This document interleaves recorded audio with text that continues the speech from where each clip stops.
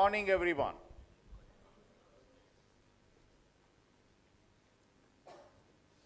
I don't know, because I'm considered to be very tough man. And that is one of the reasons I have stopped inviting politicians into any of my personal programs. If they don't have a value for the education, then I really wonder what they are doing. Most of the thing has been already covered by very respected.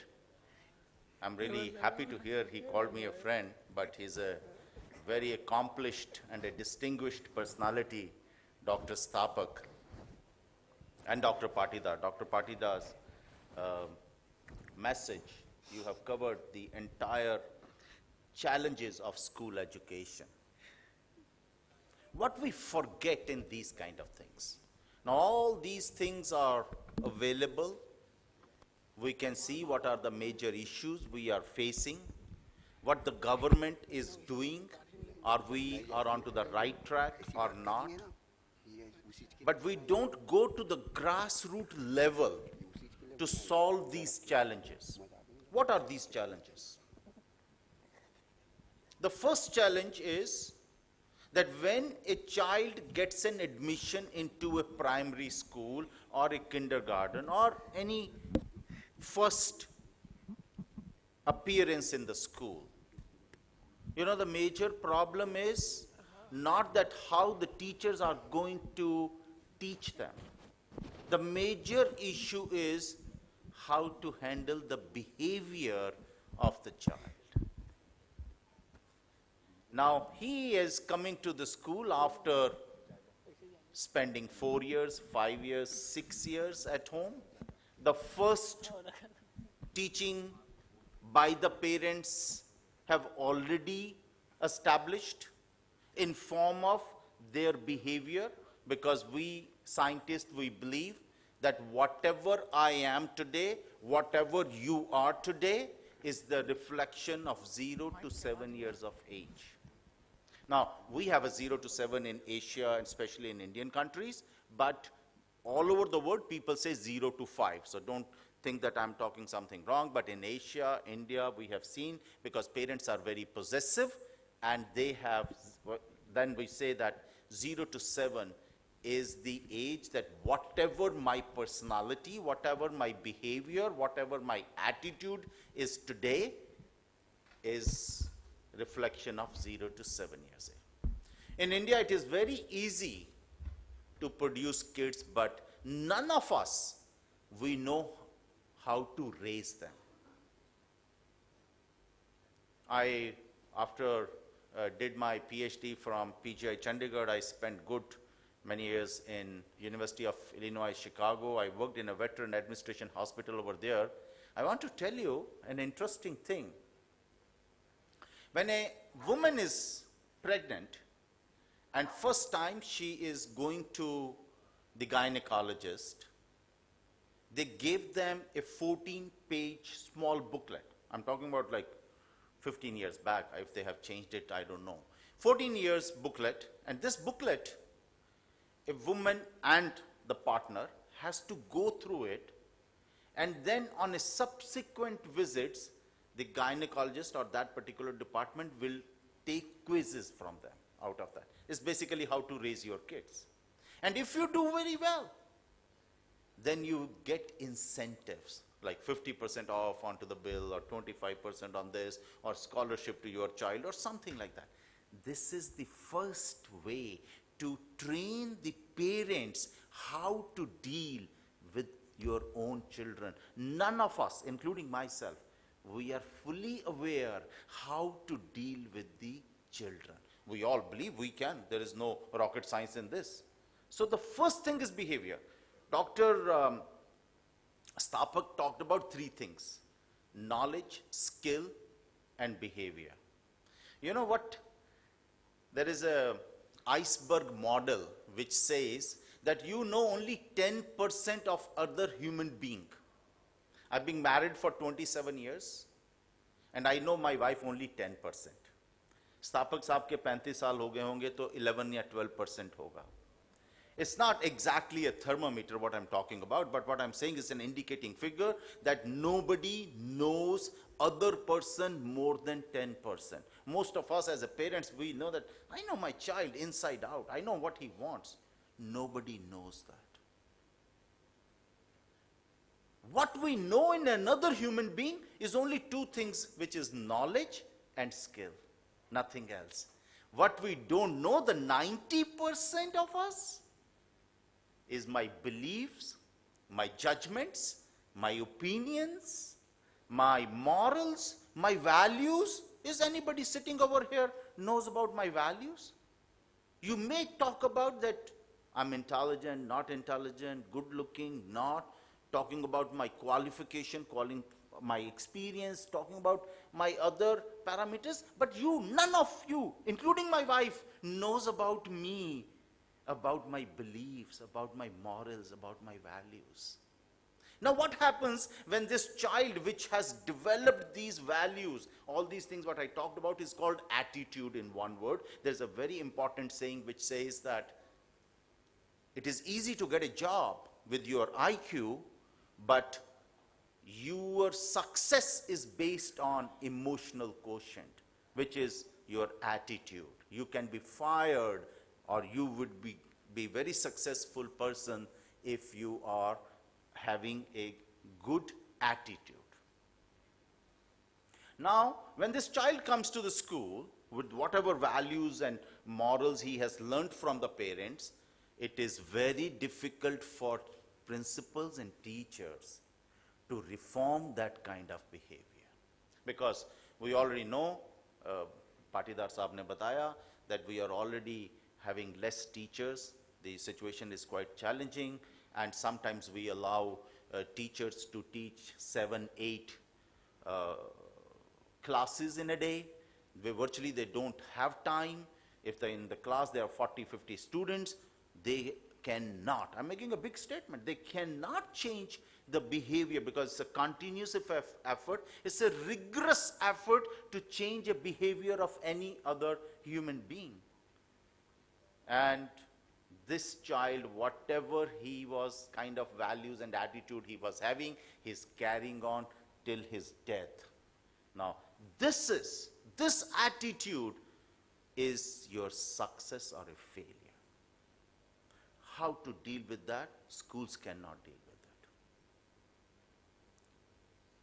it. You are all people are highly, I would say, blessed people who are working in good schools.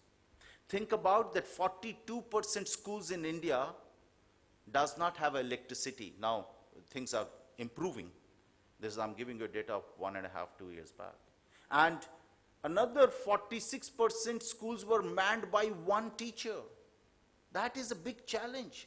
And we are talking about critical thinking. CBSE is a classic because through UPSC, I have worked with Ministry of HRD for many years, and then I also moved to the university, also moved to Ministry of Sports and Youth Affairs.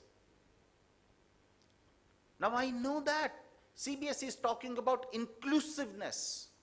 CBSE is talking about holistic education. Can they tell me which institute provides this kind of a training in India where I can learn it and apply? It should not be only onto the circulars that we should have these kind of things. So once, I worked with the government, and then I thought that I should go to the corporations, and from last 12 years I'm working with the Jindal group, and I was in the corporation. Then I was very privileged to establish not OPJU, but the OP Jindal Institute of Technology with Stapak Saab. And then we established the OP Jindal Global University, and I'm very proudly, I'm telling you that today we are the youngest university in the world to be ranked. In the world. No other university has ever ranked into the world rankings in just 9 years, which we could achieve it. But it's a great achievement. I can feel it. Behavior of our students is a big question mark. What kind of things they are indulging in, their aggression, their receptivity, their frustration level, their suicidal tendencies to whatnot. And in spite of having so many counselors and all, we are not able to deal with those kind of things. Now, here is a big challenge, how we can deal with these kind of things. That's why we started, particularly the Jindal Institute of Behavioral Sciences, we started providing so-called trainings, but I just call it awareness programs. We have already done with 28,000 principals in India, with over 2,600 schools. We have done this also over here in Raipur 2 years back, where probably over 120 principals were here in Marriott last time, and we conduct this 3-hour session.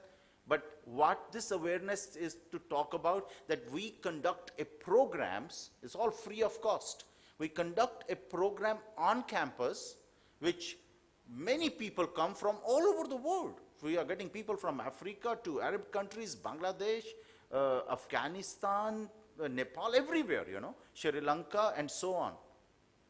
And we have trained these teachers and principals on campus free of cost.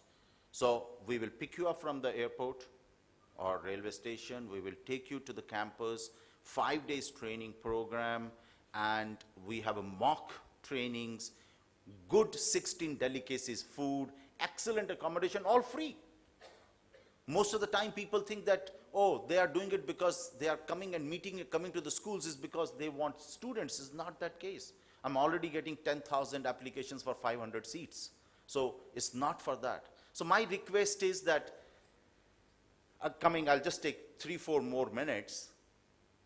That right now the situation in India is that our gross enrollment ratio. Government is claiming that it is almost 25. I have a big doubt on it. Even if it is a 25, that is not enough. Now it is not the GDP which is being considered for the development and the growth of the countries. It is basically the gross enrollment ratio. If you have more people qualified, then that is more important. So, you know, if I give you a little statistics, you will be astonished to see that in the, first of all, not 100 children born in this country, they go to the school, only 98 goes to the school. These are official figures. In class 1 to class 5, there is a drop of 22% in that.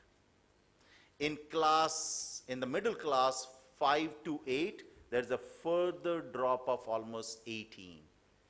Then from 8 to 10th, there's a further drop of 16-17%.